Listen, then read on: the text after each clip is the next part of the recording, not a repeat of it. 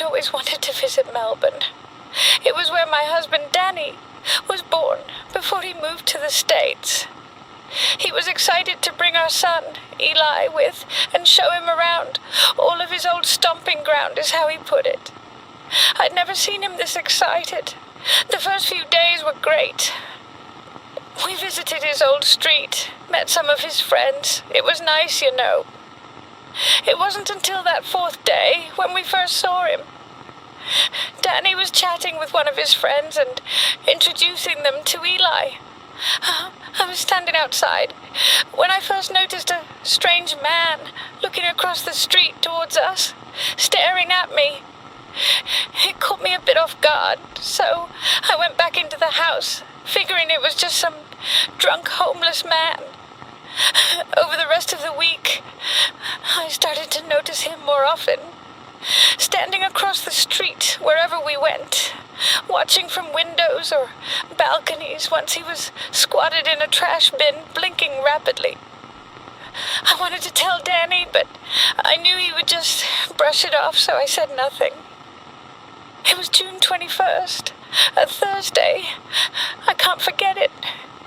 We had just gotten back after a long day driving, and I was looking forward to some rest. Eli was sound asleep, so Danny and I stayed in bed and just talked for a while. We'd been in a constant state of motion all week. We hadn't really had time to just sit and breathe. We were planning on going to bed when we heard it, this strange popping noise coming from outside the room. At first we assumed it was just the house settling. But a settling house doesn't sound like meat through a grinder.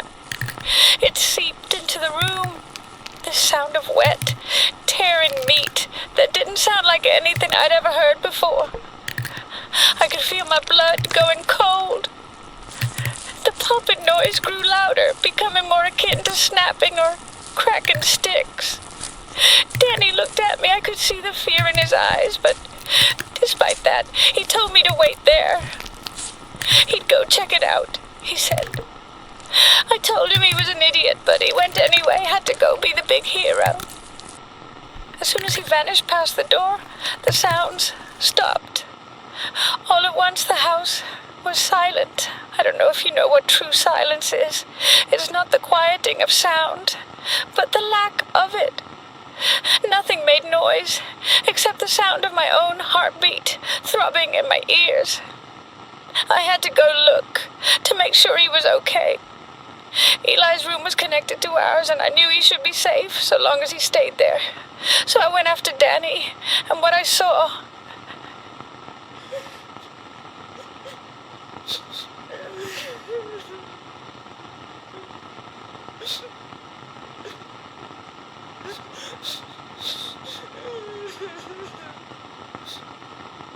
It was that man again, but the snapping sound was back.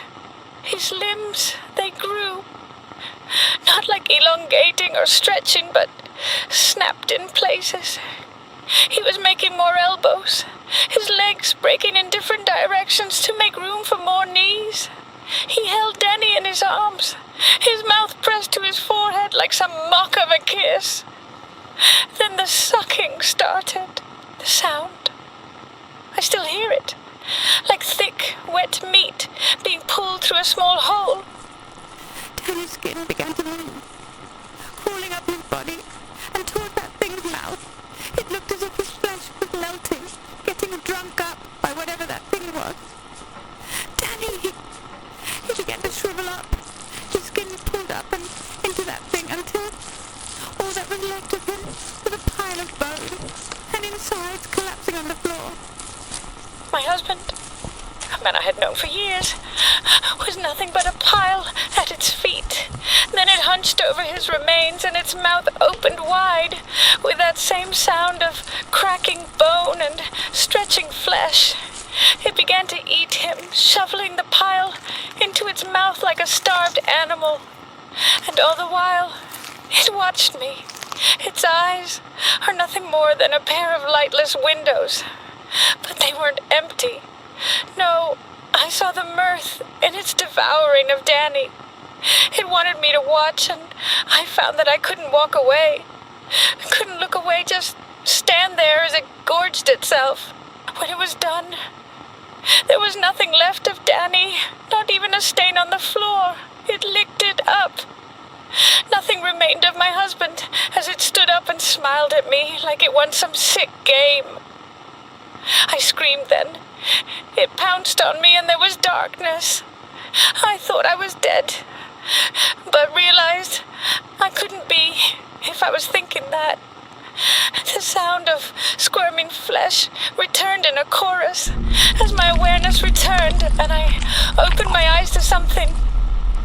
I can't even describe how I felt, so I'll just describe it and be done.